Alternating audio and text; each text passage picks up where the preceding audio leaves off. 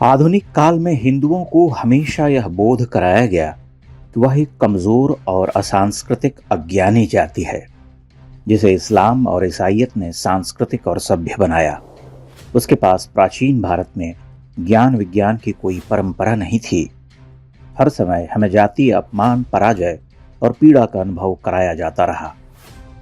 लेकिन हिंदू जाति के पुरखों ने 4वीं सदी से लेकर 12वीं सदी तक बर्बर आक्रांताओं के आने और उनके हाथों नृशंसतापूर्वक भौतिक राजनीतिक जीवन बोध को हताहत करने के पूर्व सांस्कृतिक, बौद्धिक और आध्यात्मिक सृजनात्मक उत्कर्ष को प्राप्त किया था, उसे ठीक से जानना आवश्यक है।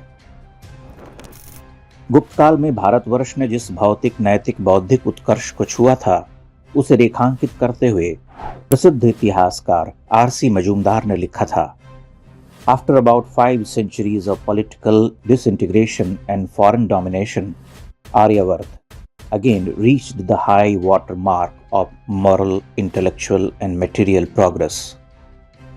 अर्थात लगभग 5 शताब्दियों के राजनीतिक विघटन और विदेशी प्रभुत्व के बाद आर्यावर्त फिर से नैतिक, बौद्धिक और भौतिक प्रगति के उच्च स्तर पर पहुंच गया था।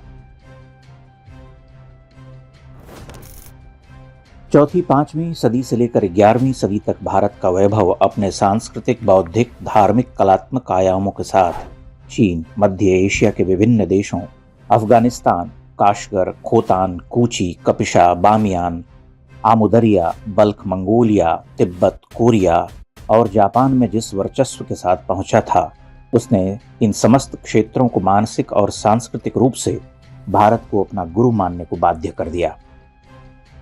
इतने लंबे कालखंड तक और इतने बड़े भौगोलिक क्षेत्र में बिना रक्तपात के अपनी प्रभावशाली उपस्थिति बनाए रखना और उस सांस्कृतिक रिक्त को इतना समृद्ध रूप देना हमारे उन पूर्वजों को आया था, जिन्होंने मानवीय मेधा और बौद्धिकता की ध्वज को इन देशों में जाकर गाड़ दिया था। यहाँ कुछ विद्वानों की सूची दी जा रही है, जिन्होंने ईस्वी सन 4वीं शताब्दी से लेकर 8वीं शताब्दी के दौरान ज्ञानोदय के इस तेज पुंज से विश्व को स्तब्ध कर दिया था। वैसे यह सूची बहुत विस्तृत और विविध है। साहित्य, धर्म, दर्शन, संगीत, ज्योतिष, विज्ञान, गणित, शिल्प शास्त्र, अर्थशास्त्र, वास्तुकला जैसे विभिन्न क्षेत्रों में भारत की प्रखरता का ध्वज लहराया करता था। ये विद्वान धर्म, दर्शन और उसके विभिन्न शाखाओं, उपशाखाओं के साथ साहित्य, कला, संगीत, शिल्प विद्या और स्थापत्य के प्रकांड विद्वान थे। उदाहरण के तौर पर कुमारजीव, संघभूति, गौतम संघदेव, पुण्यत्रात, विमलाक्ष, धर्ममित्र, धर्मयश, गुणवर्मन, गुणभद्र, प्रज्ञारुचि, उपशून्य और ज्ञानभद्र आदि के नाम लिए जा सकते हैं। बोधि नामक एक भारतीय ब्राह्मण 581 ईस्वी में चीन से जापान गया था और संगीत की मुख्य शैलियों बोधिसत्व और भैरव को लेकर गया था। आज भी जापान में बोधि का दर्जा संगीत के आचार्य के रूप में समादृत है।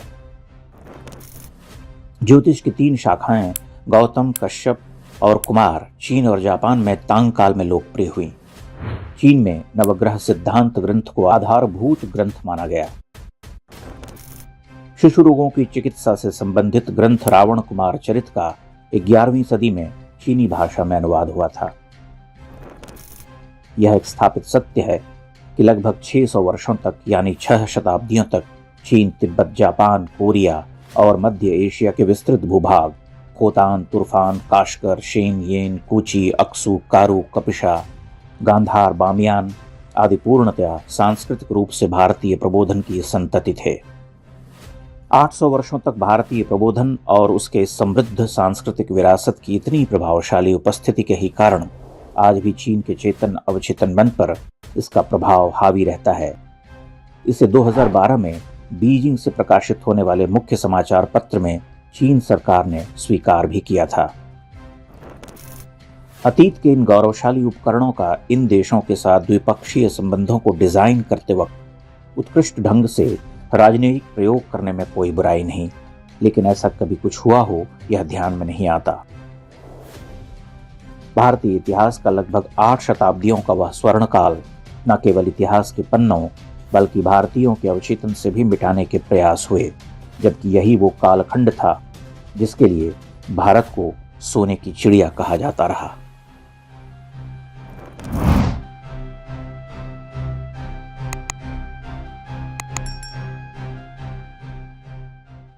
इंडेक्स ऑनलाइन के वीडियो समाज को समर्पित हैं। आप इनको डाउनलोड करके जैसे चाहे वैसे प्रयोग कर सकते हैं। चाहे तो आप हमारे टेलीग्राम चैनल से जुड़ सकते हैं। वहां सारे नए पुराने वीडियो आपको मिल जाएंगे। हमारे सोशल मीडिया लिंक हर वीडियो के डिस्क्रिप्शन में होते हैं। हमारा एकमात्र उद्देश्य हिंदू समाज को जागृत और एकजुट करना है। इसमें सहभागी बने। धन्यवाद।